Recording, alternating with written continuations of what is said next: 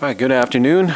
It is 4 o'clock, and this meeting of the Grand Rapids Civilian Appeals Board is now called to order. The purpose of this meeting and our board is to act as a reviewing body pursuant to the City Commission Policy 800-02 for findings of fact made by Internal Affairs with respect to complaints brought by individuals who believe they have been mistreated by officers of the Grand Rapids Police Department. At this point, I would like to ask Ms. Claudette Henry to do member roll call. Russell Olmsted. Here. Sophia Brewer. Here. Reginald Howard. Here. That's it. All right. That brings us to the approval of the minutes from our last meeting on 6/15/22.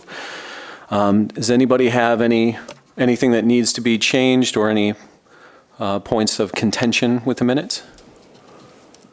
Then do I have a motion for approval of the minutes? Seconded. All right, motion seconded or brought and seconded. So I guess approval by aye vote. All in favor? Aye. Opposed? Motion carries. Brings us to the board liaison report. Brandon? Good afternoon, everyone. Great to see you all. Just a few things for our report today. I did want to take a second and introduce you all to Moran Kaval. If you'd approach, Moran is the Harvard Bloomberg Fellow that's now working in the Office of Oversight and Public Accountability. He is going to be leading the reimagining project of the Civilian Appeals Board. So he's here today really to observe CAB, and he'll be around from time to time, but just wanted to give him a chance to introduce himself, tell about his background, and go from there. Hear me? Yeah. It's nice to meet you all. As Brandon said, I'm the Bloomberg Harvard Fellow that's been brought in. I'll be working on a few different projects, one of which is the reimagining CAB process. I did my undergrad at Stanford and just finished my master's in public policy at Harvard at the Kennedy School of Government. I'm really looking forward to working with you all, and if possible, I'd like to get some time to meet with you all and hear what you think has been going well, what hasn't been going well. And right now I'm kind of in an information gathering period, but it's nice to meet you all, and it's an honor to have the opportunity to work alongside you to make this body as effective as it can be. Nice to meet you. Thank you. Okay, just a couple other things to cover. We do currently have an appeal that was filed, and we are working to schedule that appeal. We're looking at November the 16th to be the date to hear that appeal. With the chair's permission, I'll take the next item, which is CAB training with this, which will help me to explain that. Thank you. So it is our understanding, based on information and belief, there will likely be some new CAB members that will be joining the board over the next month or so. I anticipate some additional CAB members being present at the October meeting. As such, we wanted to give them an opportunity to be onboarded and to do the refresher trainings with the police department as well as with the Department of Law and OPA before we hear any appeals, right? To make sure that this board is prepared to do that, and especially the new people who have not received that training previously. With that in mind, we are proposing the following training schedule, and that will be the use of force training at the GRPD Training Center for October the 12th at 5:30 p.m. And that's a 4-hour training, as you all may recall from last time. Those of you who participated in it previously, we are asking whether you participated previously or not to participate in this training. Again, it's important training. In order to make decisions about policy, we need to make sure we understand it, right? So it's important that we participate in that training. Also, then there would be an additional training on October 19th, which is the next scheduled CAB meeting. That will be at the regular time of 4 p.m. And at that meeting, we will provide the legal update as well as the overview that OPA generally provides. And that will allow the board to receive the mandatory training in advance of of the hearing, which will be held in November. There are a few other things outside of training. I'm sure there might be some questions or thoughts related to that. But we will also have to elect a new officer. Brendan Arnold, who previously served on this board, has resigned from the board and that he's taken a position with OPA. As you all may recall, Kristen Johnson left to work in Hawaii as the director of prison oversight there, and Brendan has stepped in and is doing a great job in that position. So there will be a space for a vice chair still in this board. I propose that we also do that at the next meeting, which is the October meeting. And I think that takes us through everything that's in my report. So I will pause for questions. Any questions for Brandon? For the training on the 19th, is that going to be, what are we proposing for that on the 19th as well? So it will be the full overview. So you'll get all of the required training that we have established. So that will be the Department of Law explaining the legal standards, going through Fourth Amendment information, all of the things that, for those of you who've been on the board for a while, you've received previously. OPA will also provide the overview of civilian oversight, what it is and what it's not, how it works in the city and things of that nature, to make sure that everyone understands those intricacies before having a hearing. Okay. And you said that you thought there may be a couple more members that may be through the process by then? Sure. I know that there are some recommendations that are coming through. Obviously, it goes to the Committee of Appointments, so I don't want to speak ahead of time. But I believe that by the time we have the next meeting, additional members will be here. And I think that's 2 additional members. Right.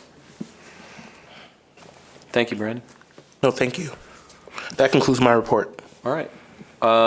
If there are no other questions, and that brings us to the CAB training.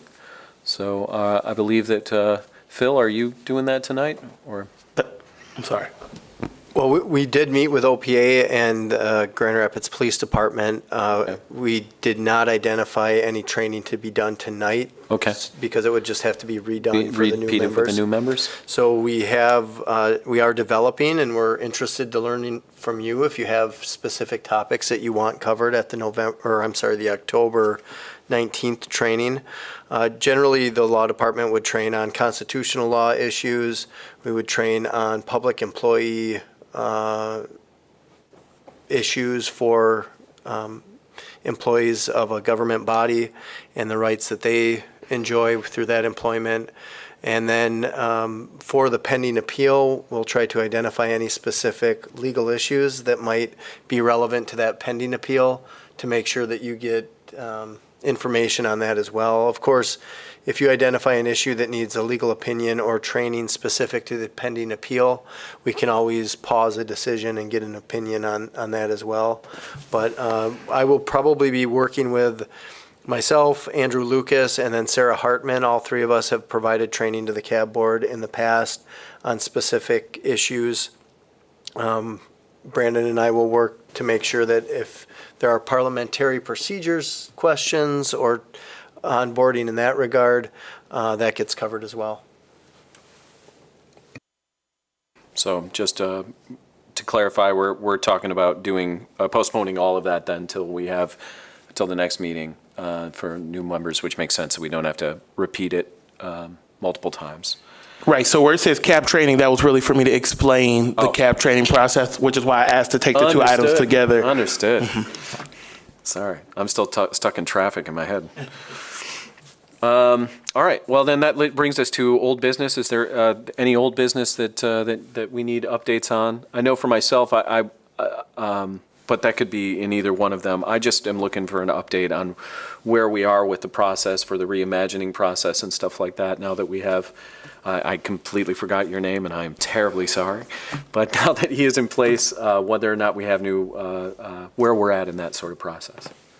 Sure. So as Mariah indicated, he's at an information gathering space right now, is really getting up to date on what has occurred, what the rules are, how all of that works.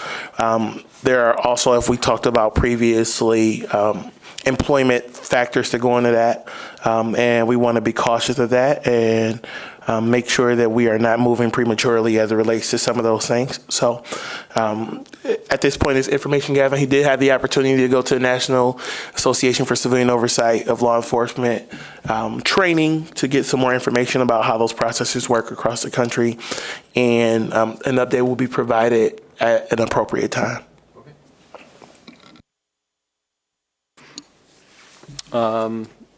Then that brings us to open discussion. Is there anything that we need? Yes?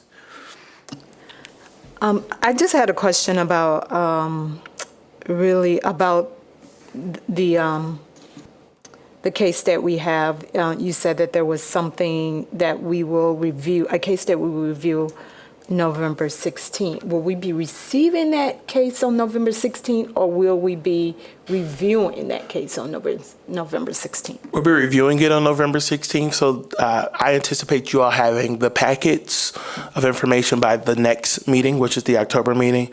It takes some time to get all of those documents, so we've already begun the process. Is that right, Ms. Claudia? Yes. Yep, so we've already begun the process of requesting the documents, but the transcripts have to be prepared, binders have to be made, and all of those types of things. So by the next meeting, you'll receive the binder, which will give you a month to prepare before the hearing in November.